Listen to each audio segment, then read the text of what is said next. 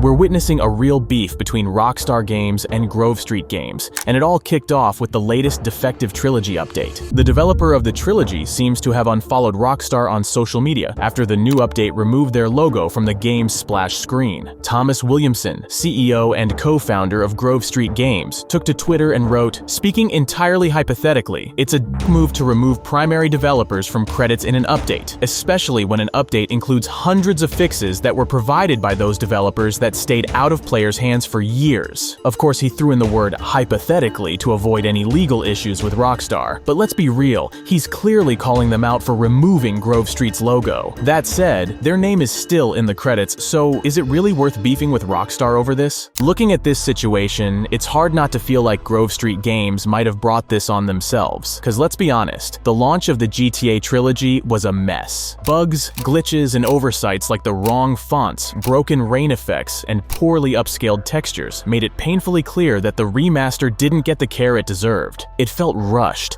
like a quick project that relied too much on AI for upscaling textures and let Unreal Engine do the heavy lifting instead of fully reworking these iconic games from the ground up. To me, it didn't feel like a true remaster. It felt more like a reskinned mobile port shoved into Unreal Engine. The bigger issue here, though, is management. Grove Street Games was handed the responsibility of remastering 3 legendary titles, games that help define the open-world genre. That's no small task, but when you take on that kind of project, you have to respect the legacy of what you're working with. Instead, we got a product that launched in such a terrible state it became a laughingstock online. From silly-looking character models to basic gameplay-breaking bugs, it wasn't just disappointing, it was embarrassing. And yes, I know they were working under tight deadlines during the pandemic, which couldn't have been easy, but let's be real.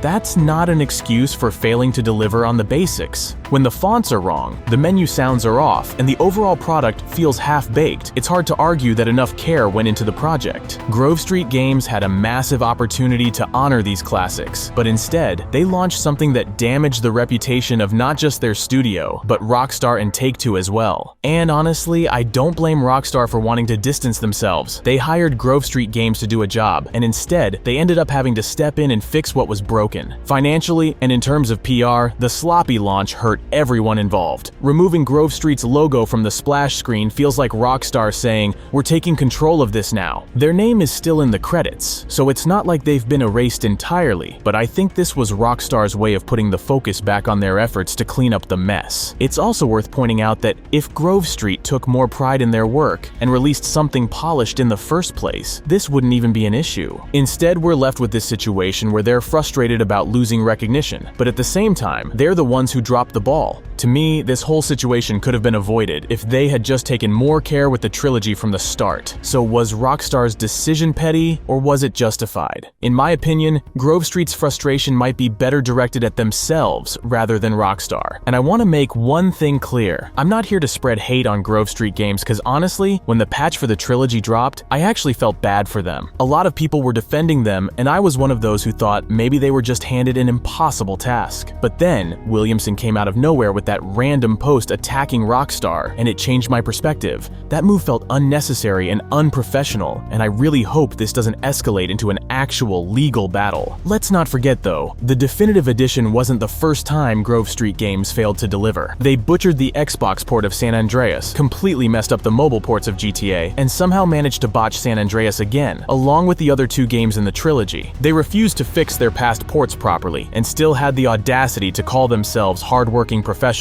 Honestly, I've always wondered why Sam Houser chose them in the first place, and why Rockstar didn't cut ties after the Xbox disaster. They didn't even offer a proper apology for the defective edition mess, and now they're out here taking shots at Rockstar. It doesn't add up. And let's be real, complaining about the logo on the splash screen feels petty. Rockstar is the primary developer of these games. The gameplay, the mechanics, and the nostalgia all come from their work. Grove Street's role was to port the games into Unreal Engine 4, not reinvent them. Sure, maybe the team was too small, or maybe there were other internal issues, but that's where Rockstar should have stepped in for quality control. Still, having your logo removed from the splash screen isn't the end of the world. Instead of getting angry, maybe Williamson should take a step back and and think about why Rockstar made that decision and how to move forward from there. Imagine how players felt when they bought the game at launch, only to find out it was a buggy disaster. Rockstar had to step in and fix the mess Grove Street left behind. That says a lot. Let's face it, remastering 3 classic GTA games was an enormous task, and Grove Street should have known they couldn't handle it, especially considering how poorly they handled previous GTA ports. These games deserved better. Now 3 years later, they're still not completely fixed,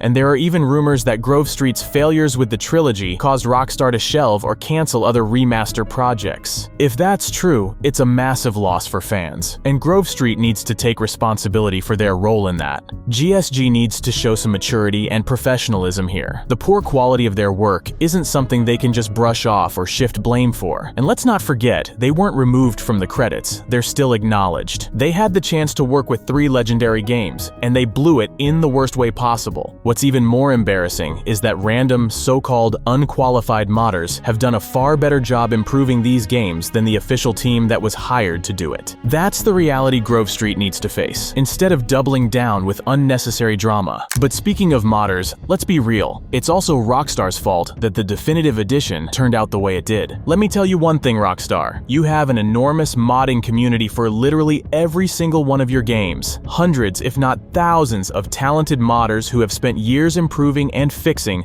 the original San Andreas and the other GTA games. And instead of reaching out to them, gathering a team of skilled modders, and creating a proper remaster, you decided to hire a studio that had already failed you on previous projects full of bugs. Where's the logic in that? Let's focus on San Andreas for a moment and just look at some of the massive projects that have been created to improve the game. Take Proper Fixes, for example. It's packed with features, fixing dozens of illogical locations, remastering 3D details and textures, correcting hundreds of misplaced objects, recreating lighting inspired by real locations, merging the best elements of the PS2, Xbox, and PC versions, and so much more. The people working on this project know the map of San Andreas better than anyone else, and they've fixed thousands of tiny issues, making the game as close to perfect as it can get. Even better, the mod is still being updated. Just last month, it received an update to celebrate San Andreas' 20th anniversary with nearly 700 new fixes. Don't you have internet access, Rockstar? Can't you see how talented your modding community is worldwide? Proper Fixes is just one example. If I started listing all the amazing mods out there, I'd be here until the end of the year and probably still wouldn't run out of names to mention. And yet, you didn't even try. I'm convinced that if there was any attempt to contact these modders, we'd have heard about it by now. Instead, what do modders get in return for their hard work? DMCA takedown notices because their projects are seen as competition. For as much as I love your games and can't wait for GTA 6, I won't forget how you've destroyed months or even years of work on incredible mods. Let me remind you, GTA Liberty City, a total conversion Vice City mod that ported GTA 3 into the Vice City engine and was first released in 2005, was taken down from ModDB in 2021, right before the release of the defective edition. Rockstar, or Take-Two, woke up after 16 years and decided it was a problem. The same thing happened to GTA Underground, which was about to get a major update in 2021, but got axed just days before the release. And it wasn't just these two. Multiple other large projects also faced the same fate, because in Rockstar, or Take-Two's eyes, they were a threat to the definitive edition. After all, why would people spend $60 on a scam when they could just play the classic Trilogy with mods that made the game so much better? You can't even finish the GTA San Andreas VR project that Mark Zuckerberg so proudly announced in 2021, but in 2022, you decided to ban the publicly available VR mod for GTA 5 and RDR2 made by Luke Ross. And let's be clear, he was always extremely careful not to use any of your IP in his mods, yet he still received a DMCA notice. Even today, this behavior has forced many modders to work in secrecy, creating mods privately with no chance of public release. You've probably seen projects like the incredible GTA 5 remake or the fan-made GTA 6 trailer created by 12th Hour using Unreal Engine 5. These were just fun concepts made purely for YouTube, nothing major or game-changing. But even then, he had to include a disclaimer in every single video, making it clear that these were just fan-made projects and he wasn't distributing anything, because even something as harmless as that could potentially attract Rockstar's legal team. It's baffling. Instead of destroying the work of passionate creators, maybe take some notes from other game studios studios that actually value their modding communities.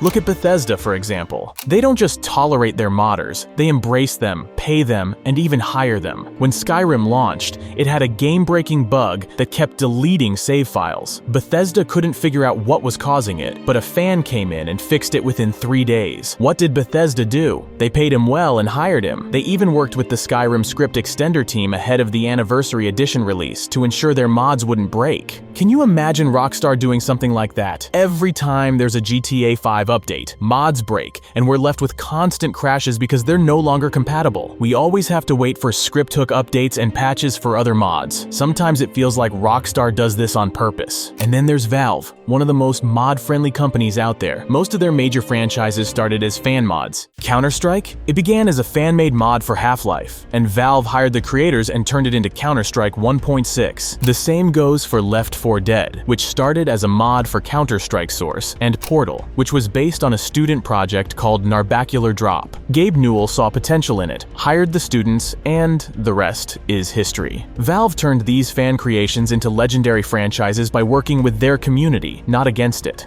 Going back to Rockstar, as much as I hate the way you treat modders, you might have a chance to redeem yourselves. I've seen some leaks about upcoming projects and they look promising. The biggest one, Rome, the Rockstar Online modding engine, an in-house modding tool that's supposedly being tested in GTA 5 but is primarily meant for 6. If these rumors are true, Rome could be the saving grace for modders. Official support, an accessible SDK, and clear communication about upcoming updates could completely change the dynamic. Imagine having tools that make it easier to create and maintain mods, or even just knowing about updates ahead of time so modders can prepare. This is your chance, Rockstar. You could set the standard for how to support modding in modern games, and I genuinely hope better days are ahead. For now though, I'll believe it when I see it. I know it might seem like I've completely drifted off topic, but I hope you understand where I'm coming from. This whole drama between Grove Street Games and Rockstar wouldn't even exist, nor would the 3-year nightmare of dealing with the buggy, broken defective edition if Rockstar had made the right decisions years ago. Instead of hiring a studio that had already failed them multiple times,